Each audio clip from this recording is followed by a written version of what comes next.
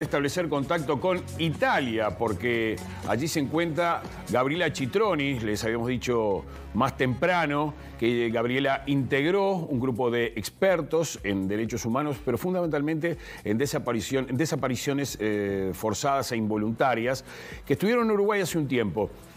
Y se habló de las desapariciones del pasado reciente, producto de la pre y el durante la dictadura, pero también se habló de las desapariciones de mujeres y de niñas y de adolescentes en los últimos tiempos en Uruguay. Bienvenida, Gabriela, ¿cómo estás?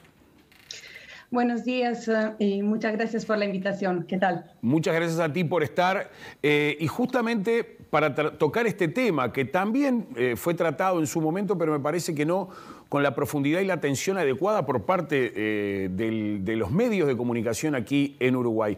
Contanos un poco cuáles han sido las principales conclusiones que has sacado con respecto a este tema de las desapariciones de mujeres, niñas, adolescentes aquí en Uruguay en los últimos tiempos.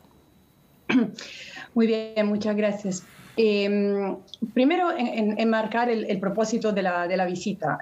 Por supuesto que nos centramos, como bien decías, en las obligaciones del Estado uruguayo por lo que tiene que ver con las desapariciones del pasado reciente, del 68 al 85, y lo que sigue vigente como obligación. Sin embargo, durante la visita, nosotros nos reunimos tanto con autoridades como con representantes de sociedad civil y familiares de víctimas y recogimos información que nos causó preocupación con respecto a las que llamamos desapariciones actuales. No utilizamos la fórmula desapariciones forzadas, porque en derecho internacional se puede decir desaparición forzada a la luz de la definición que manejamos nosotros cuando se sabe que hay una participación directa, ya sea directa o indirecta, del Estado. En los casos que estábamos mencionando de niñas, adolescentes y mujeres, se nos informó de desapariciones en casos particulares, muchos que podrían estar relacionados con trata, explotación sexual, y en algunos casos tras la estadía en centros de protección estatal. No hablamos de desapariciones forzadas porque no llegamos a tener ninguna información específica de un involucramiento del Estado. Lo que sí nos llamó poderosamente la atención, y es lo que destacamos en nuestras observaciones preliminares, es que resultarían pocas investigaciones por parte del Estado con respecto a estos casos. Y de ahí nuestra primera recomendación, que se investiguen estos casos.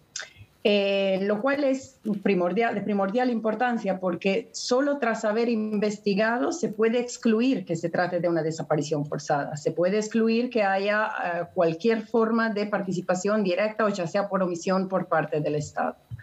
La segunda recomendación que hicimos a raíz de lo que pudimos comprobar es que se fortalezcan las medidas de prevención, ya sea para que no pasen estos casos, pero cuando se da un informe de estas desapariciones es necesario que se pueda contar con protocolos, digamos, a la medida, al corte, protocolos específicos de búsqueda para menores, niños, niñas, adolescentes y mujeres.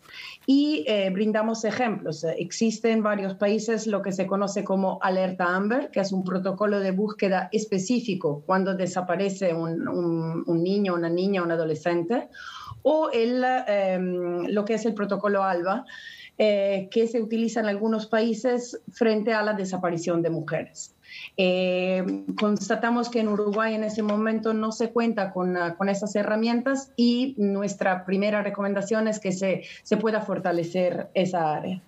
Y en general, el tercer eje que quería tocar y que consta en nuestras observaciones preliminares es que nos dimos cuenta que frente a esas desapariciones hay cierto desamparo de los familiares de las víctimas.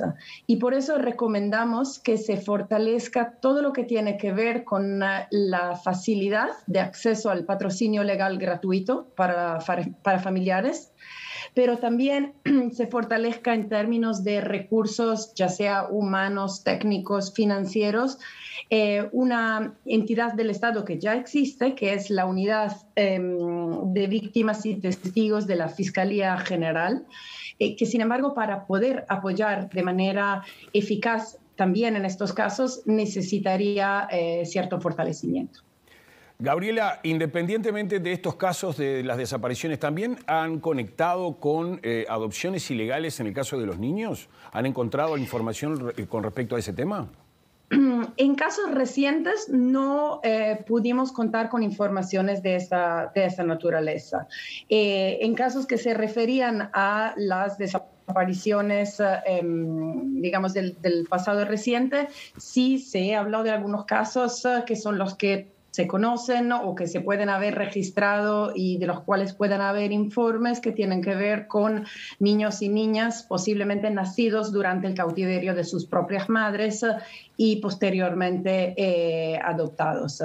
Pero de casos recientes no recibimos información.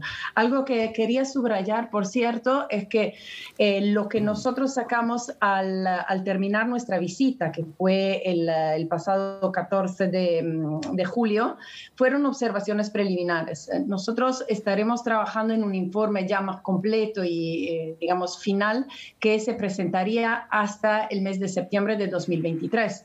Con lo cual, de hecho, estamos todavía absolutamente abiertos e interesados a recibir más información, tanto por parte de autoridades que quieran brindarnos más datos de los que no nos hayan brindado si no pudimos llegar a reunirnos o durante nuestras reuniones, como por parte de la sociedad civil.